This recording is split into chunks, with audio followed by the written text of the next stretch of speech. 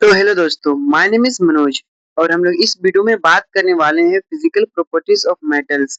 ये आप physical properties of metal जानना बहुत ही जरूरी होता है, चाहे आप 10th में हो या फिर 11th में हो या फिर 12 कर रहे हो या फिर इंजीनियरिंग की पढ़ाई कर रहे हैं, फिर भी आपके लिए जानना बहुत जरूरी है। तो चलिए लेट्स स्टार्ट द वीडियो को स्टार्ट करते हैं।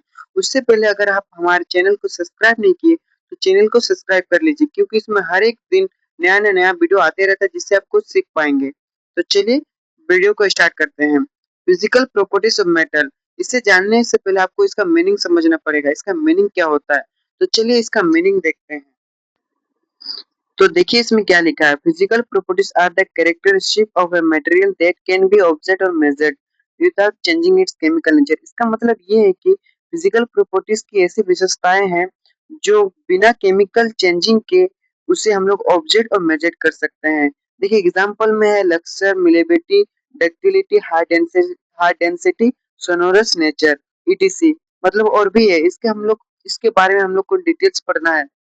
तो चलिए इसके बारे में हम लोग डिटेल्स पढ़ते हैं। लक्सर के बारे में, मिलिटी के बारे में, डक्टिलिटी और भी बहुत सारे हैं, हाई डेंसिटी, सोनोरस नेचर, इसके बारे में पढ़ते हैं डिटेल्स में। तो पहला है लक्सर। लक्सर का मतलब होता है चमकदार। देखिए metals have shiny surface and reflected lights. इसका मतलब ये होता है कि मेटल्स के जो सरफेस होते हैं वो चमकदार होते हैं और ये प्रकाश को परावर्तित करते हैं। दूसरा है मिलिएबिलिटी। तो देखिए मिलिएबिलिटी में लिखा है the property of metal that which it can be hammered into sheets without breaking. इसका मतलब है ये मेटल का एक प्रॉपर्टी है जो कि इसे हम लोग हैमर्ड करके शीट्स में कन्वर्ट कर सकते हैं, वो भी बिना तोड़े। इसे मिलिएबिलिटी कहते हैं। तो तीसरा है ductility, the property of metal that which it can be drawn into wires without breaking. इसका मतलब है ये मेटल का एक प्रॉपर्टी है जो कि हम लोग तार के रूप में खींच के इन्हें तार में कन्वर्ट कर सकते हैं, वो भी बिना तोड़े। इसे कहते हैं डक्टिलिटी। तो चलिए हम लोग आगे बढ़ते हैं। तो चौथा है हाई डेंसिटी, मतलब अधिक घनत्व। तो most metals have high high density, मतलब अधिकतर मेटल्स के हाई डेंसिटी होते हैं। और ये पांचवा है good conductor of heat, heat passes through the metals easily. मतलब गुड कंडक्टर ऑफ हीट मतलब अगर मेटल है तो heat passes through the metal easily, मतलब मेटल हीट को इजीली पास कर सकता है। Good conductor of electricity 6 point है। तो metals allow to flow of electric current. तो मेटल क्या करता है, इलेक्ट्रिक करंट को अलाउ करता है फ्लो करने के लिए।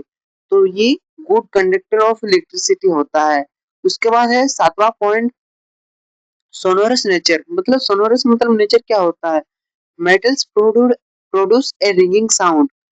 Metals produce a ringing sound when struck. मतलब जब हम लोग मेटल को टक्कर किसी चीज से टक्कर मारते हैं तो उसमें एक रिंगिंग साउंड प्रोड्यूस होता है, जिसे हम लोग सोनोरस कहते हैं। तो चलिए हम लोग आगे बढ़ते हैं। देखिए हाई डेंसिटी पढ़ लिए, जिसमें हम लोग पढ़े कि मेटल्स के अधिकतर मेटल्स के हाई डेंसिटी होते हैं और गुड कंडक्टर ऑफ हीट, ये हीट हीट को पास इजीली कर सकते हैं। Good conductor of electricity, metals allow to flow of electric current, metals electric current को फॉलो करते हैं। सोनोरस, और जब हम लोग मेटल्स को किसी चीज से स्ट्रक करते हैं तो वो एक रिंगिंग साउंड निकालते हैं, जिसे हम लोग सोनोरस कहते हैं। तो चलिए आगे बढ़ते हैं। तो देखिए 8वां पॉइंट है हाई मेल्टिंग और boiling point. Metals generally require to high temperature to melt और बॉयल।